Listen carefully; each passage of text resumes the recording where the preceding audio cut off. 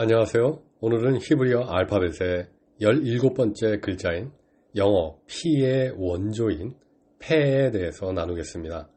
기원전 15세기 것으로 추정되는 시나이 반도의 세라빗 엘 카딤 지역에서 발견된 원시 시나이 상형 문자를 보시겠습니다. 노란 원안을 보시면 한글의 니은자 모양을 발견할 수 있는데요. 바로 이 글자가 히브리어 알파벳 17번째 자음인 페입니다. 그런데 이 니은자 모양은 무엇을 뜻하는 것일까요? 히브리어 알파벳 페는 사람의 입을 의미합니다.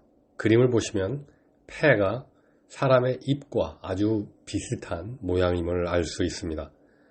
히브리어 페는 입이라는 의미도 있지만 명령, 말하다, 이야기하다, 소리, 구멍, 입구, 테두리, 가장자리 등의 의미를 가지고 있습니다. 그런데 맨 오른쪽 그림을 보시면 히브리어 페 안에는 집, 성전을 상징하는 히브리어 베트가 숨겨져 있는 것을 보실 수 있습니다. 즉 하나님께서는 입을 열어 성전이신 예수 그리스도를 가르쳐 주심을 알 수 있고, 성도는 당연히 입을 열어 진리이신 예수 그리스도를 전해야 함을 알 수 있습니다. BC 1500년경, 즉 모세 시대 때 이 니은자 입 모양의 페 글자는 BC 1000년경, 즉 다윗의 시대 때 그 모습이 세로로 서 있는 모양으로 변화되었습니다. 좌편 아래 암곡화 사진은 이스라엘 북쪽 헤르몬산 기슭에서 발견된 비석인데 BC 850년경으로 추정되는 텔단 석비입니다. 이 텔단 석비 암각화 사진의 빨간 원 안에 페 모양을 보시면 니은자 입 모양의 페 글자가 마치 기역자 모양으로 변화된 것을 알 수 있습니다. 한편 초기 그리스 문자 이 파이를 보시면 그 반대되는 모습으로 변환된 것을 알 수 있습니다. 그 이유는 히브리어 글자는 오른쪽에서 왼쪽으로 쓰는데 그리스 문자는 왼쪽에서 오른쪽으로 쓰기 때문에 그 모양이 반대되게 표현된 것을 예상할 수 있습니다. 그리고 그리스 문자는 파이가 되었고요. 최종적으로 로만 문자는 오늘의 영어 알파벳 P가 되었습니다. 화면 좌편에 있는 이 상형 문자의 이름은 페라고 읽습니다. 소리값, 즉 발음은 프입니다.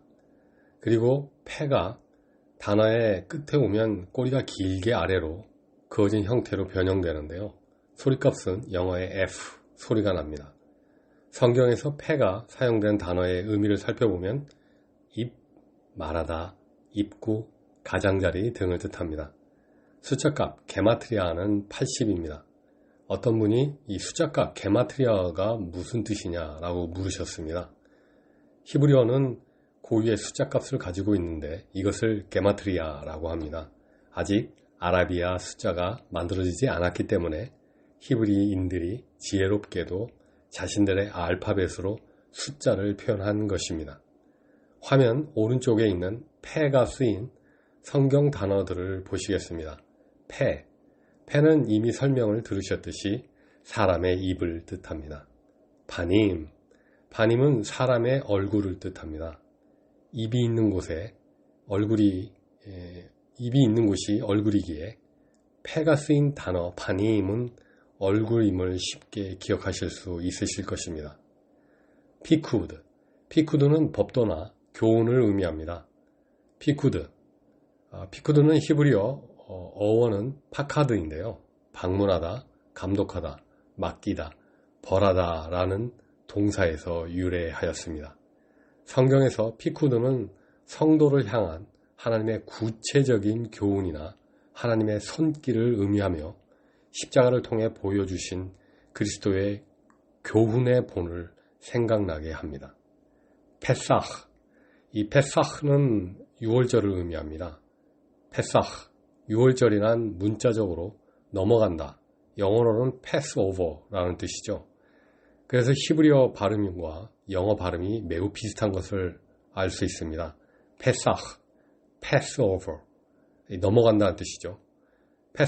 유월절은 여호와께서 애굽을 심판하시던 날 밤 죽음의 천사가 피 묻은 이스라엘 백성들의 집은 그냥 지나쳐 넘어간 사건에서 유래된 말인데요. 유월한다, 넘어간다, 이러한 뜻에서 말이 유래된 것을 알 수 있습니다. 히브리어 패가 쓰인 단어를 좀 더 살펴보겠습니다. 히브리어로 대면하다는 성경에서 패, 패, 입과 입이 서로 마주 대하다로 이렇게 쓰일 때도 있고요. 파님, 파님, 얼굴과 얼굴이 서로 마주 대하다로 쓰일 때도 있습니다. 즉 하나님께서는 모세를 이렇게 가까이 대하듯이 우리 성도를 이렇게 가까이 하시길 원하심을 알 수 있습니다. 히브리어로 진설병은 얼굴의 떡이라고 말합니다.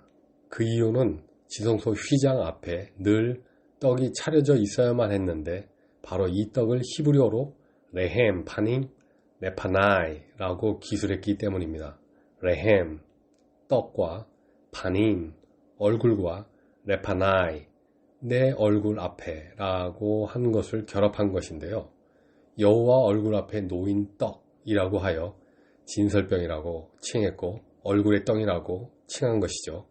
출애굽기 25장 30절 상 위에 진설병을 두어 항상 내 앞에 있게 할지니라.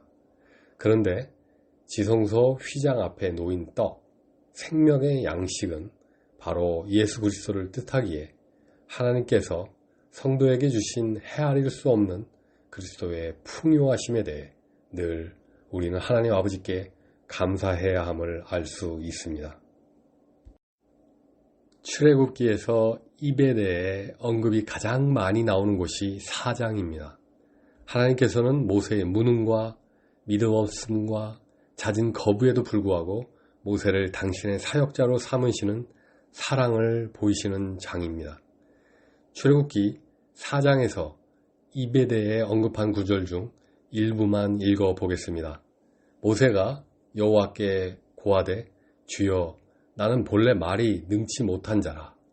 주께서 주의 종에게 명하신 후에도 그러하니 나는 입이 뻣뻣하고 혀가 둔한 자니이다. 여호와께서 그에게 이르시되 미, 삼, 패. 미 누가 삼 지었느뇨? 패 입을 나 여호와가 아니뇨. 이제 가라. 내가 내 입과 함께 있어서 할 말을 가르치리라. 아노키 내가 예흐에 있겠다. 임 함께 피카 내 입과. 이제 가라. 내가 내 입과 함께 있어서 할 말을 가르치리라. 모세가 가로되 주여 보낼 만한 자를 보내소서. 모세는 도저히 자신에게 상처를 준 유대 민족이나 엄청난 권력을 가진 이집트 왕이나 그 누구도 상대할 수 없는 무능하고 믿음 없는 자였습니다. 또한 말씀을 선포하는 데 있어서 입을 창조하신 하나님을 믿기보다 자신의 웅변력이 필요하다고 생각을 하였습니다. 그런데 놀랍게도 하나님께서는 그런 그에게 친히 할 말을 주시겠다고 약속을 하십니다. 말씀을 맡은 자가 할 일은 무엇일까요? 바로 입을 열어 하나님의 말씀 자체이신 예수 그리스도를 전하는 것이 아닐까요?